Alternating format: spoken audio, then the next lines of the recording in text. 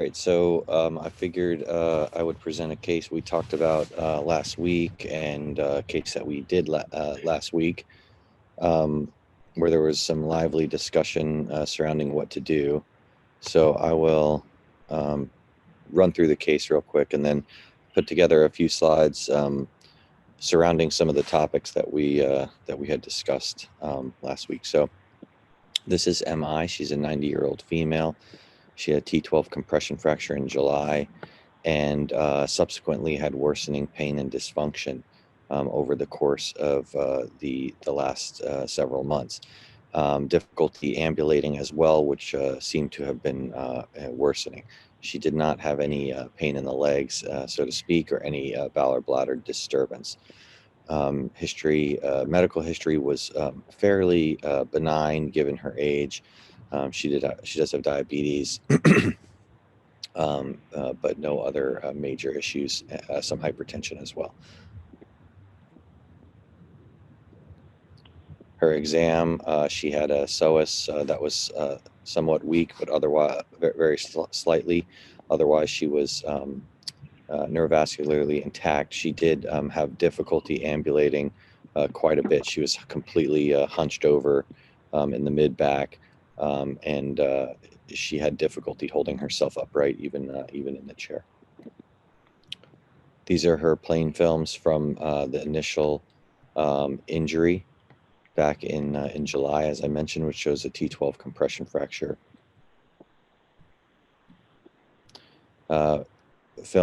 Comparative films from July to last week, or excuse me, a couple weeks ago, showing an increase in the kyphosis angle surrounding this vertebra, measuring 34 degrees in the summertime and 47 degrees just back a couple weeks ago. This is a slide that I added that I did not have previously last week, which illustrates the amount of the dynamic nature of this injury. So the 47 degrees, as you can see there, and then supine on the CAT scan. I did flip this, but you can see it's measuring 18 degrees. So she has a significant amount of motion surrounding this injury here. And then this is showing her MRI. I believe this is from July, and then this is her MRI from now, preoperative MRI from a few weeks back, showing the cord having significant impingement on the spinal cord at that level, along with some significant amount of fluid within the vertebra there, and again showing a fairly significant reduction of the kyphosis angle. So we talked extensively about what to do. A lot of different people, a lot of people had different opinions, and do you do a corpectomy to give anterior structural support? Do you do a more limited kyphoplasty? In the end, we decided to do a percutaneous instrumented laminectomy and instrumentation in the back. So we did open her midline and decompress the level of the cord impingement, and then put three up, three down pedicle screw construct. Unfortunately, it does look like, if you scrutinize these X-rays, although there is some amount of rotation in this film, as you can see, you're looking at two rods here on the sagittal profile, but I would still say that there's a concern that the distal screw may have pulled out somewhat, even on these initial standing plane films on the right side, on the inferior level of the construct. So again, I think it's rotated, so it may be exaggerating that, but I do believe that if you look on the AAP, you can see that screw tip is pulled out relative to where it was on our intraoperative films. So I'll just get started with a few slides, that I put together, and then if anybody has any comments or relative to the case or anything else, please feel free to jump in, we're trying to make this Monday morning a little bit more interactive. So osteoporotic vertebral compression fractures and surgical management.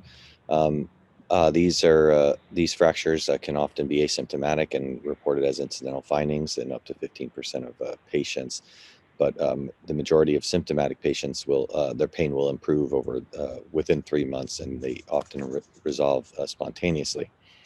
The most appropriate initial treatment is conservative braces, pain control, etc. And then medications such as denosumab or bisphosphonates and teriparatide can also be implemented.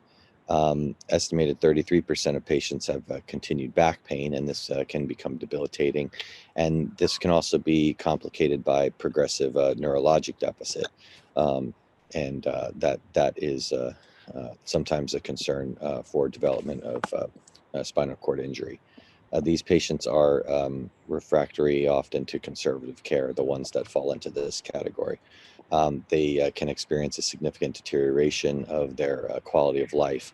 And they also have, these injuries have a significant psychosocial impact on patients and their family. That I think was particularly highlighted with our patient. So just a little bit of more background. So incidental vertebral compression fractures and mortality.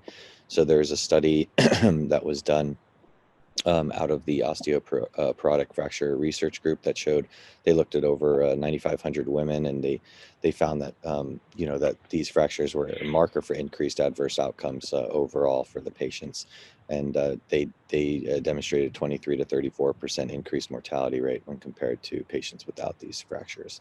And then this would be comparable to the 5-year survival of a hip fracture population. So these are significant injuries, as we know.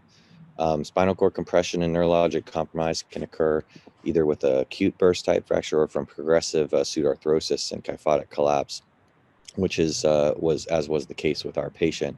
I just threw up a little screenshot of our MRI showing the amount of fluid in that vertebra, and this is most likely a pseudarthrosis of this fracture, with all of that fluid in there. That was very highly unlikely that it was going to be able to heal. So delayed neurologic compromise can be present, and delayed collapse due to pseudarthrosis. To some people postulate this is from a repeat microtrauma of the motion at the vertebra, or avascular necrosis even of the vertebra.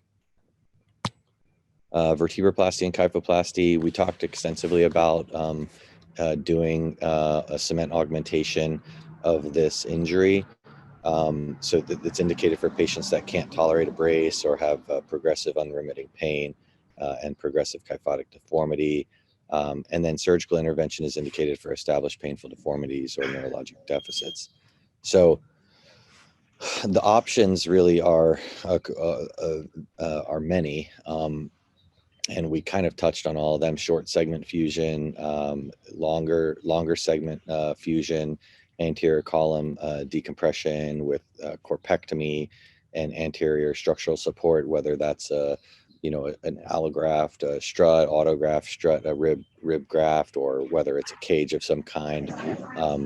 Vertebral augmentation at the level of fracture, that's sort of plus minus, depending on either one of these types of instrumentation.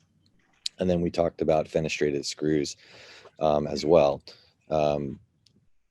So this is an article that out of Japan, and it was a multi-center retrospective study that looked at 403 patients with neurologic deficit due to these vertebral collapse or non-union after a vertebral compression fracture. And they looked at sort of a nationwide multi-center study, and they showed that about 86% of these types of fractures were being treated with a posterior-only approach by the Japanese surgeons, and 5% were being treated with an anterior only, and then about 9% were being treated with a combined approach. Mechanical failure so it was observed out of the posterior approach group. Mechanical failure was observed in about 41.2% of patients, and that included a loosening of the screws, pull out, and fracture at the UIV. But despite these complications, the Japanese surgeons were able to show that both VAS scores and of low back and leg pain significantly improved after surgery. JOA scores also significantly improved. And 54% of patients were unable to walk before surgery. They were bedridden or in a wheelchair. And then that number decreased to 7.5% at final follow-up. So they showed, high complication rate, I would say about, 40+%, but they showed a significant clinical improvement in their patients. This was a paper that looked at the role of anterior instrumentation and direct decompression for these fractures. So they evaluated a short segment anterior reconstruction with a corpectomy and a cage. In their study, 26 patients underwent a 1-level corpectomy and then 2-level fusion. Then 5 patients had a 2-level corpectomy and a 3-level fusion. And the authors, really espoused the benefits of this type of approach. And they argued in the paper that it's a safe and reliable decompression with direct visualization, that it provides a structural anterior column support. Excuse me. And the anterior approach to the spine doesn't disturb the intact posterior elements. And then they also argued that anterior reconstruction significantly reduced the local kyphotic deformity, and 80% of the patients could successfully be treated with the anterior approach only. And then they said the OR time was fairly favorable, less than 4 hours in 90% of the patients. So, and these graphs on the right are just showing the improvement in local kyphosis angle and then improvement in JOA scores postoperatively. So as far as cement augmentation and another element that we talked about, which was doing large diameter screws, I didn't find a ton of research or papers written on this topic relative to vertebral compression fractures.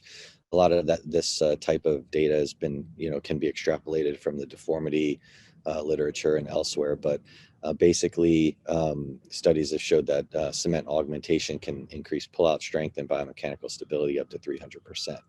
That being said, there can be a lot of complications that have been reported with perivertebral cement leakage and potential for neurologic injury and even and pulmonary cement pulmonary embolus. These valveless vertebrovenous plexus veins have direct connection to the primary thoracic venous system, so that can be a problem with some of these cement emboli becoming symptomatic. And then a lot of biomechanical studies have shown increasing screw diameter,